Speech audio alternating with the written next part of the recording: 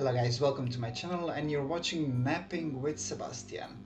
It's a channel where we nap together. Today's subject is who am I? Not me personally, but do you know who you are? And if you tell me your name or something like that, it doesn't describe you as who you are. There is somebody with the same name, there is somebody with the same skills, there is somebody with the same everything. So you cannot know yourself fully, and if you tell me that you are your memories, who are you? Like really, who are you? You can only say I like this or I dislike this, but you do not know what you are like, if that makes any sense. So if you go to therapy in our Western culture and you go to the therapist and say, I don't know, who am I? Who am I? Like, that's a fast lane for pills and more therapy and a lot of different things. We're very individualism. I know who I am. I'm this. I'm like this. I'm like that. I like this. I like that. We love to put ourselves in a box because boxes we understand. Therefore, you can understand people. So when you go outside and you ask somebody who you are, what are your interests, and all of those kind of things, you have to understand that's not who they are. Like, that's part of them. But this finger is not my fist.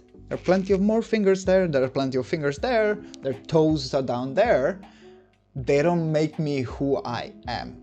Okay? So usually when people ask themselves, who am I in their life, it's where they've probably screwed up something or did something that they don't relate to. Like, for example, I went this Saturday out, I did so much drugs and all of those kind of things, but that's not who I am. Like, I've never done that, or I was doing that when I was a teenager, or, you know, those kind of things. So you ask yourself in that morning, who am I? Who is this person that is actually enjoying those kind of Saturday evenings? So maybe you think your own thoughts, or maybe you think, oh, I am this body, so all of my emotions and all of those kind of things, desires that are factual, I need those things. I need those Saturdays in the evening so I can relax from all this work, or I'm so stressful, or you have some tragic thing happening in your family or whatever. So all of those things is actually outside of us, and we try to meld or bond those things that are outside in the world and that are inside in us. So how you perceive yourself, that's very important as well. If you perceive yourself as a good, hardworking person with high moral standards and all of those kind of things, and then you do that on Saturday evening where you use drugs and you fight bitches and all those kind of things, who are you? Like, you know what I mean? You see what I'm getting at? That's why you ask yourself, who am I? Because that is when you stepped out of your shoes in your point of view. So maybe you perceive yourself as very smart or very logical. So then if something is illogical, then I have the right to be angry because this is not how it's supposed to be, or something like that. So basically, you'll never see yourself fully, because in no one point are you your whole existence at the same time. So you will be old, but as a kid you are not old, but you will be old. If that makes any sense. If that doesn't make sense, ask in the comments. Maybe I can refer you to some paper or something else. But please make it click in yourself, because every time you're thinking about yourself, it's not that it's wrong, but in those points where you're asking yourself who I am, it's very crucial to look at how you're actually thinking, because that is a huge part of who you are. also what you are feeling about those thoughts, because thoughts and emotions are like connected. It's like the chicken and the egg theory, you know. You wouldn't have these angry thoughts if you were not angry. If you were not disappointed at that person, you wouldn't be rethinking whether you should hang out with that person or not. You catch me? So one goes with the other. It's the chicken and egg thing. So when you think that you have control of your thoughts, it's basically a lie, because yeah, you can make a lot of tests. For example, I can tell you to focus on thinking about pink elephant, and just focus thinking on pink elephant, and then I do something like and you're thinking already like, what the am I watching right now, you know? So you stop thinking about the pink elephant, even though you were trying to think about the pink elephant. You catch me? It's identical with the emotions. It's just a different kind of feeling from thoughts. So basically what you perceive is limited, but your perspective is always there. So when you see a homeless person, your perspective is he's homeless. But even though you're perceiving him getting in a new Mercedes, your perception will still be, oh, he's a homeless person, he's getting in a Mercedes. So there are ways that perception can influence or even change your perspective, but you need to work for it. You really need to be observant and see and think about who is the one thinking these things. And by looking in our past, we feel like we know ourselves, and that's, you know, the challenging thing, because I know myself, I know what I've been through and all of those kind of things. But that means like somebody who's been an addict cannot be anything else besides an addict. So you have also been a kid, so you can be more than a kid, right? It was like how many years ago? So all of like that person that was making mistakes a couple of years ago that you're now fully regret, and you're thinking like, I'm never gonna do those mistakes again. If you don't know what person made those mistakes, that person will come out again and make them again in just different variations. That is also why you have that feeling that you're stuck and that you're going in paradoxes and in circles, and you're just like surviving. So basically knowing where you've been and who you are actually in all of those situations, regardless of feelings and emotions, it can be very imprisoning, because you cannot then help yourself but to be yourself, and you might find yourself to be an asshole, to be an addict, to be somebody that you don't like. So what do? And usually people, because of self-preservation or self-defense, will just snuggle it all off and, you know, say like, ah, well, those crazy thoughts, I don't know, what was I thinking, and I'm back now, oh my god, I can do all these things I was doing before, like, what was I thinking, who am I know who I am. And then you find yourself again like 3 months after, like, who the fuck am I, why am I doing this to myself? This is why. Take your time, patience, and compassion towards yourself, because you never know what you're gonna find out, but what you're gonna find out is a truth. Not an ultimate truth, but a certain truth. It's gonna change your perspective. Once you perceive that truth with open honesty and really be honest to yourself, yeah, this is who the fuck I am. I was yelling at this person, I was screaming at them, I couldn't control my emotions, I felt betrayed because I was betrayed when I was a kid or whatever, so I lashed out on you, who's a grown-ass fucking person, that I can just say, hey, this is my boundary, please respect it. And if the person doesn't respect it, then you have a different kind of talk with them. And ultimately, Maybe you have to pull out from that person and that relationship, but it's not as you feel it and you think about it, because that person who's feeling those things and thinking about those things as you were up until that point is also you. It's the same person. And then you're faced with a choice, who you wanna be. And it's not that you can do, bam, and I wanna be that person. I wanna be Jeffy Bezos and fly to my moon rocket and be like, woo, guys, buy my Amazon stuff. It doesn't work like that. If you wanna be a Jeff Bezos, sure, you can get your name changed. You can make a company, Schlamazon, and you can build your company, go rockets and all of those kind of things. Hell, you can even go bald on purpose, without shaving, like just put some chemicals on it and you can lose your hair naturally, don't worry. So you can be whoever you want to be, but the choice of being who you want to be is in your hands. And the choice is presented to you only when you ask yourself a question, who am I?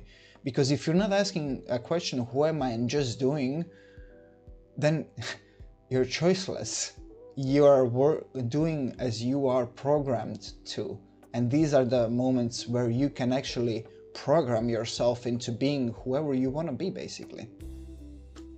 I love those also quotes that say, be that change in the world that you want to see. And that is very true, because in order to change something, you need to be the change.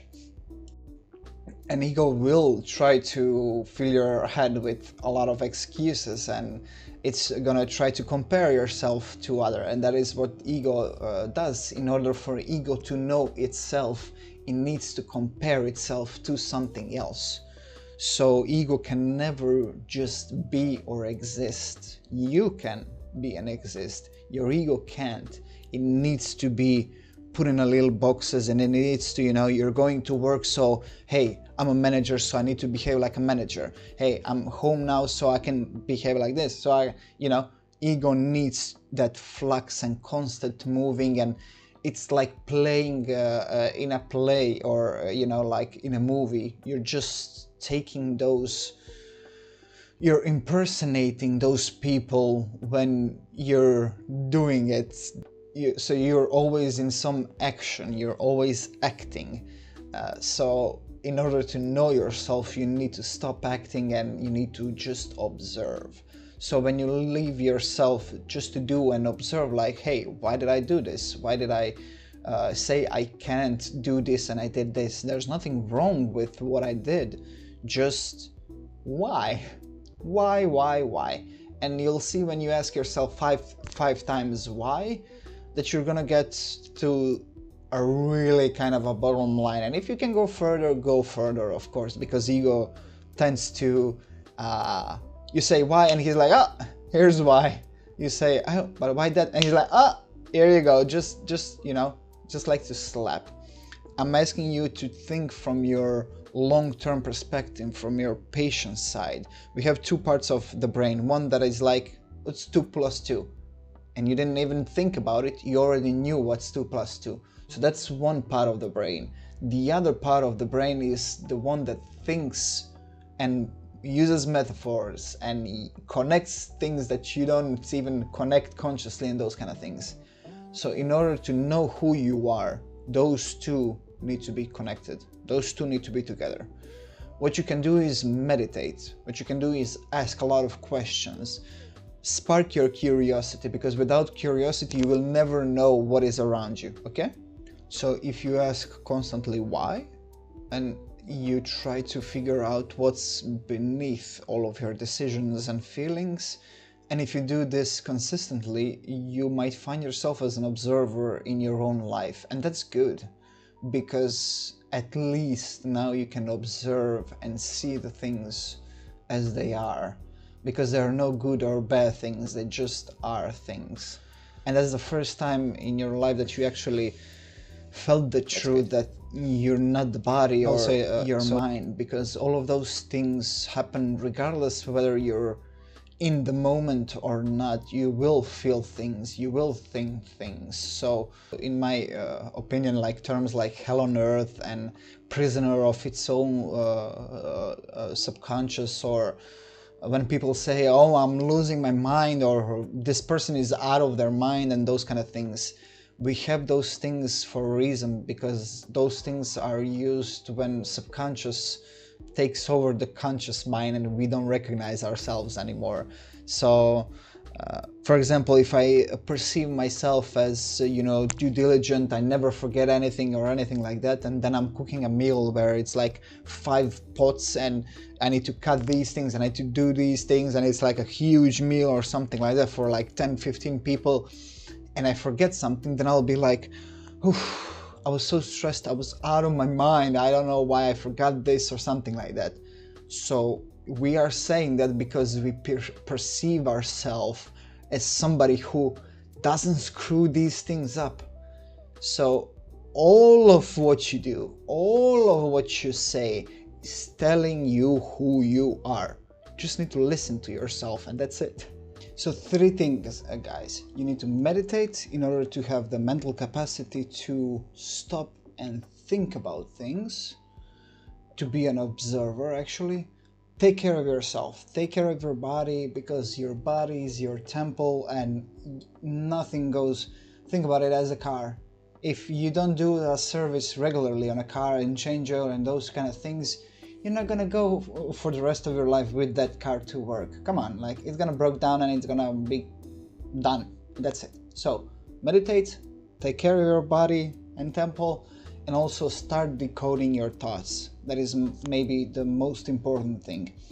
What we tend to do is fight or accept our thoughts or even ignore our thoughts, and most of all we try to fight them. It's like when I'm thinking or feeling that I'm not good enough, oh no, I'm gonna tell myself that I am good enough, I am worthy. Has that ever worked to you? Come on, be honest. Like, has that ever worked? No, of course not, because you don't fix the root problem. You're just arguing with yourself. And it's like when you're arguing with your parents, you're trying to tell them one thing, and they're just not listening to you, and they're trying to tell you the other thing because they know what's best for you. So important thing is decode your thoughts. And your feelings. What are they telling you? Do you feel hurt? Do you feel discouraged? Are you afraid when you say, oh, I don't feel like doing this? Why is your brain telling you that? Like, decode your thoughts. Meditation really helps with that. And also taking care of your body. If your body and if you don't feed your brain with the nutrients it needs, it's like gasoline for a car. You don't expect an empty car to drive. You need to fill it up. So fill yourself up. You fill it up with taking care of yourself and meditation. And the third thing is decode your thoughts. You know what you're thinking, you know what you're feeling. Don't accept it blindly, don't ignore it, and for God's sake, don't fight it. Decode it and love yourself as you are and love others as they are. That's it.